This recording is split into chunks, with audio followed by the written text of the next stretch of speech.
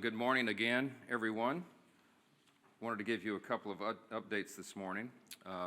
Yesterday, we assembled here, and I went through what I would summarize as 6 simple truths about the shutdown. I started with the background, a review of how we got to where we are, and then talked with you about the Democrats' counter-proposal and some of the absurd things that they've been demanding to reopen the government. And then I gave you an update on the current status. We did some questions. Well, sadly, that status has not changed. As you know, last night, the Senate Democrats, the same group, voted again to keep the government closed. So that was their 5th vote to shut the government down on the American people. It is regrettable and sad, and real pain is being felt by real people because of these political shenanigans. So today, instead of the 6 simple truths, I'm going to give you 5 key facts, okay? And then we'll do some questions. I'll be more brief today. I do think it is incumbent upon us to mark the tragic anniversary of October 7. And I'll just say just a very brief word about that. There's a lot that could be said. But there are protests right now around the country and around the world against Israel. And it makes no sense. We have to remember what October 7th marks. It was a massacre. You had 1,200 people that were murdered, many of them tortured and raped. I mean, just the most heinous crimes. Bloodthirsty Hamas terrorists went into villages of Jewish people in Israel and murdered babies and put them in ovens. It's unspeakable, and I won't go into the gross detail of what happened, but it was just terribly, terribly tragic.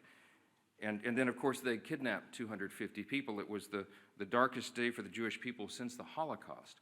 And these are objective facts, and right now there are people protesting against Israel for fighting a war to defend their people and their homeland. And I would just say this very brief. I was on a radio interview this morning at WABC in New York. One of my friends there is Sid Rosenberg, and he is the host of that program, and he is himself Jewish. And we were talking about this, and we were talking about the good versus evil thing, and he said a lot of Jewish people today are dejected because they see these protests around the globe and against the wrong side. And I just said to Sid, and I'll read it to you, I brought my Bible in here this morning. I said, Sid, I'm always comforted by this passage in the Psalms, the Old Testament, the Christian Old Testament, but this is the Psalm of the Jewish people, the Psalm of David, Psalm 37. And it says, commit your way to the Lord, trust in him, and he will do this. I'll read it to you. Trust in the Lord and do good, dwell in the land and enjoy safe pasture. Delight yourself in the Lord, and he will give you the desires of your heart. Commit your way to the Lord, trust in him, and he will do this. He will make your righteousness shine like the dawn, the justice of your cause like the noonday sun. It says, be still before the Lord and wait patiently for him. Do not fret when men succeed in their ways, when they carry out their wicked schemes. I told my friend Sid on the radio, and he was comforted by it, and I think others will be as well. We're all comforted by this. I know that the God of Abraham, Isaac, and Jacob is fully in control. We'll let that rest there. Let me talk about the shutdown here real quick, and I promised you just 5 fast facts, 5 key facts, okay? I'm going to start with Leader Schumer's record because he is leading the opposition, and he is the one telling the Democrats to keep the government shut down. Chuck Schumer has been in Congress for 44 years.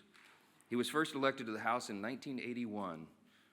Just for reference, I was 9 years old. I was in the 3rd grade when Chuck Schumer came here to Congress. Throughout his entire career, he has been very, very consistent about the necessity of keeping the government open until just now. In fact, I want to read to you an excerpt from 7 months ago, his floor speech on March 13th, 2025. This is Senator Chuck Schumer in March of this year. Quote, on the Senate floor, while the CR bill is very bad, the potential for a shutdown has consequences for America that are much, much worse. I believe it is my job to make the best choice for the country to minimize the harms to the American people. Therefore, I will vote to keep the government open and not shut it down, unquote. Now, what was Chuck Schumer talking about? The exact same bill that is on the floor today. That's what he himself said. And he did vote to keep the government open. And then, during an interview with Jake Tapper on CNN following that vote, on March 14th of this year, he said, quote, I'm proud I did it. I know I did the right thing, unquote. That is Chuck Schumer himself. Today's the exact same scenario. It is the exact same vote. It is the exact same spending levels. And he has no reason whatsoever to do anything different, except for the politics. So that's fact number two. Fact number one was Schumer's record. Fact number two is his calculation today. It is purely about politics. He is recognizing the reality of the political winds changing in the state of New York. As I mentioned yesterday, they are likely to elect a Marxist to be the mayor of New York City, and Chuck Schumer is terrified by that. He's been in Congress a long time, and he is not the flavor of the day. He's not far enough left for the Marxist, and he knows he's going to get a challenge from his left flank. So he has to show a fight against President Trump, no matter how ridiculous it is, no matter how distracting it may be to the actual issues of the day. He's got to do that. Democrats have been in the political wilderness since last year's election. I got a couple of numbers for you here.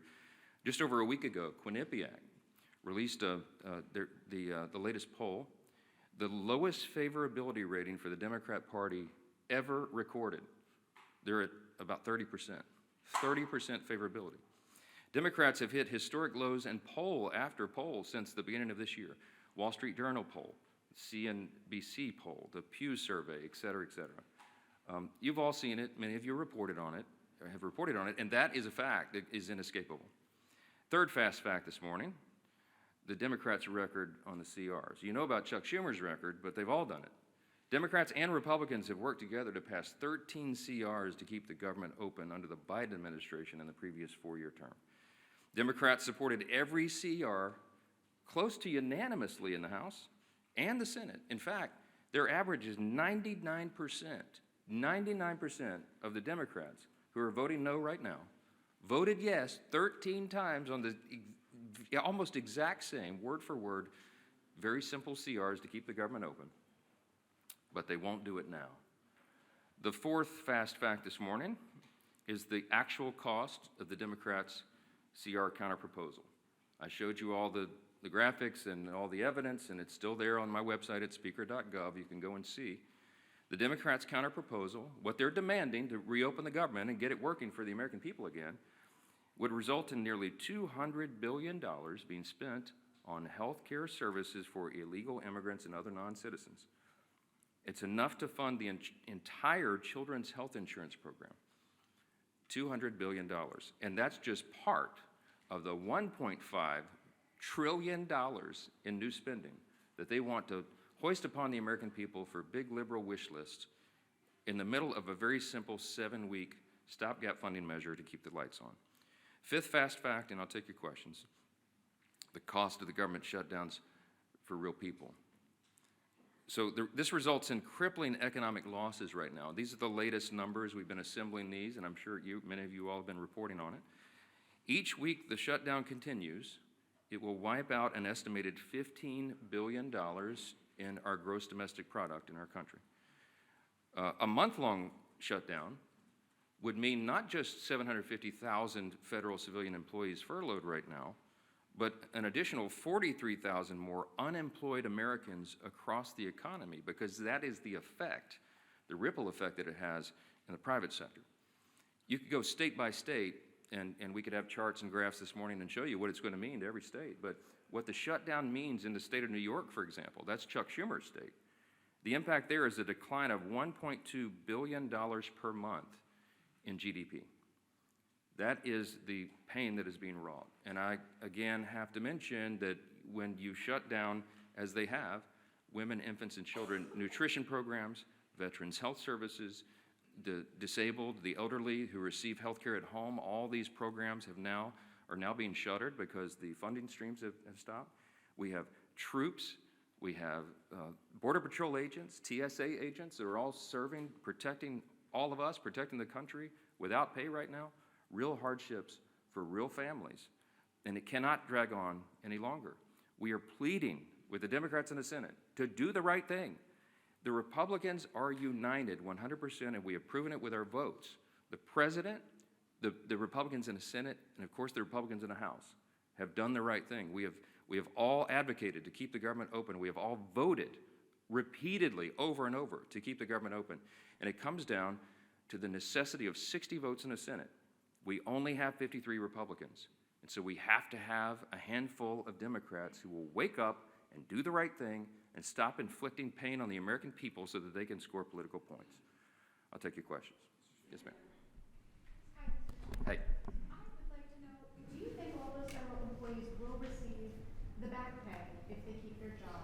And then also, we saw in the Democrats' CR almost $500 million for PBS and NPR, $174,000 in death benefits to those 3 Democrat lawmakers' families who recently passed away, $437 million for the European Bank. Could you also comment on those 3 provisions too?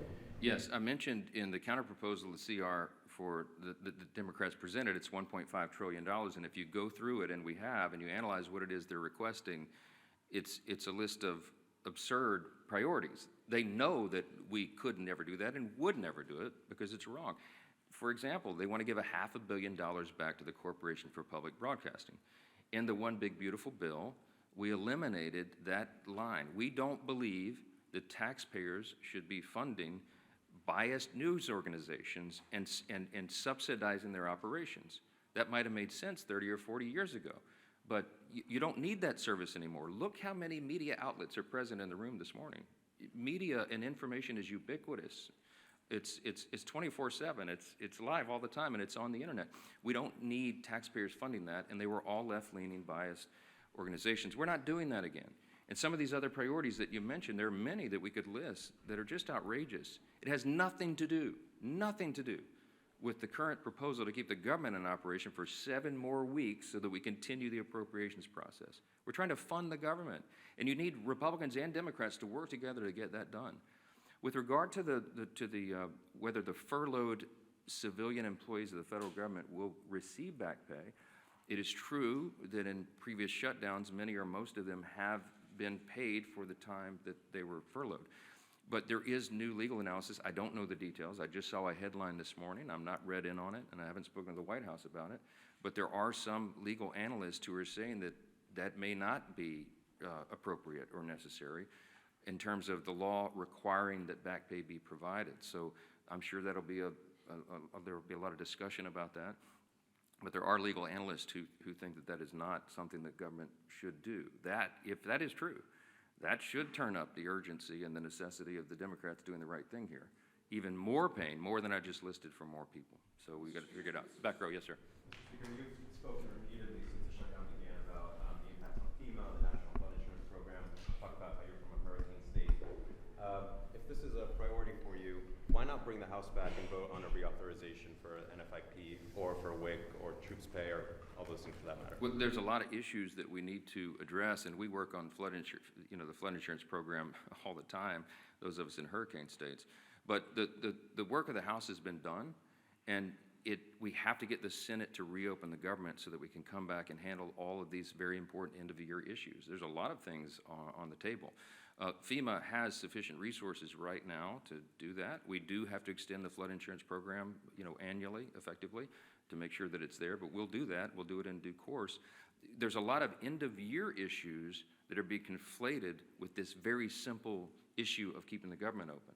And that is the first and most immediate priority, and we must use every leverage point we have to force the Democrats to do that. And that's why we're handling the schedule the way we are. Yes, sir. Yeah. Thanks, sir. You've talked about Leader Schumer's record with regard to continuing resolutions. Your record, you've voted against continuing resolutions in the past, including when Speaker McCarthy was the Speaker. How do you explain your stance now versus yours previously? Yeah, different circumstances, different times. When we did CRs in the past, you had leverage points of things that when the Democrats were trying to put their partisan priorities in, we were trying to use whatever leverage we had in the minority to take them out.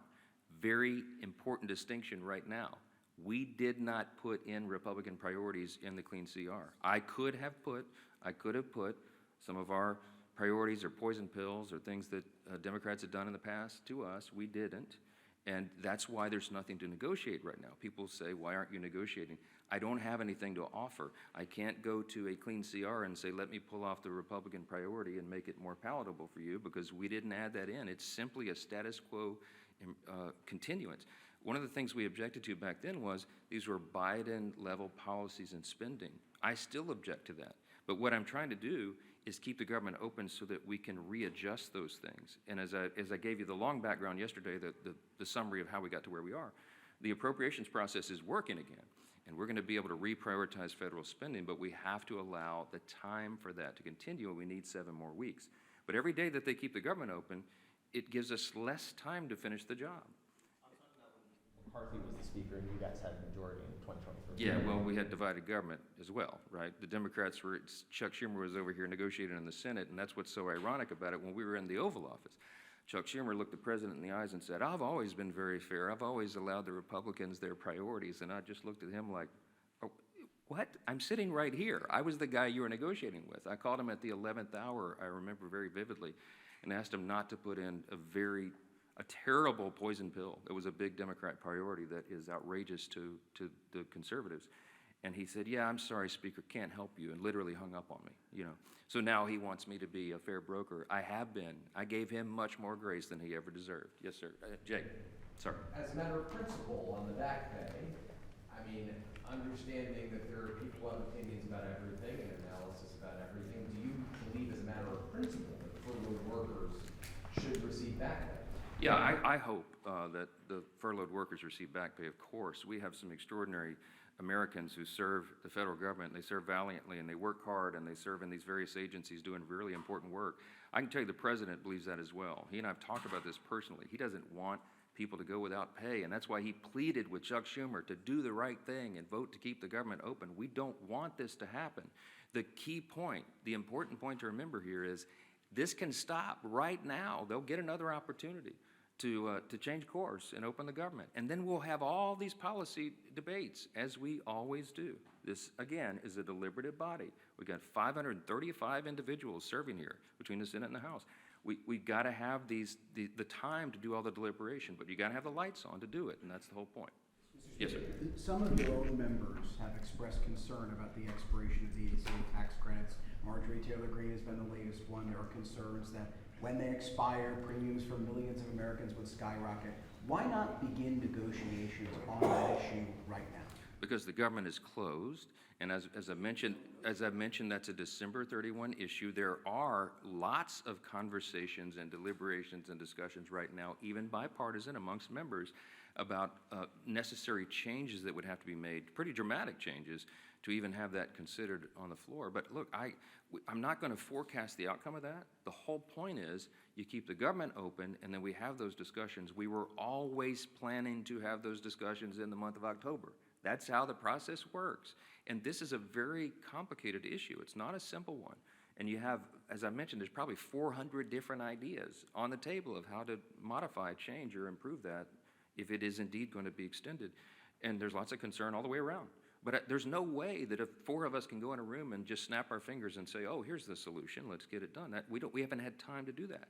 And so we will, but we have to get the lights back on and get everybody here working again in their committees, through their processes, and on the floor in order to have fruitful conversations about that. So we'll hope that we'll do it. Yes, sir. Congresswoman Greene specifically said that Republicans do not have a plan to deal with health care. Congresswoman Greene does not serve on the committees of jurisdiction that deal with those specialized issues, and she's probably not read in on some of that because they've still been sort of in their silos of the people who specialize in those issues.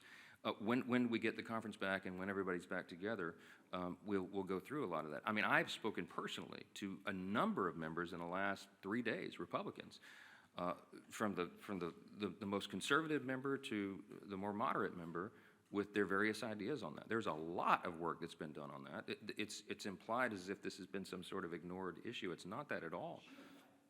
Okay, but everybody's entitled to their opinion. I mean, not everyone knows everything. Congress is a very complex organization, operation, institution with lots of things going on and lots of different areas of committees of jurisdiction. And no one member has read in on everything that happens because that would be an impossible amount of information. Last question. Yeah, let me go front. Yes, sir.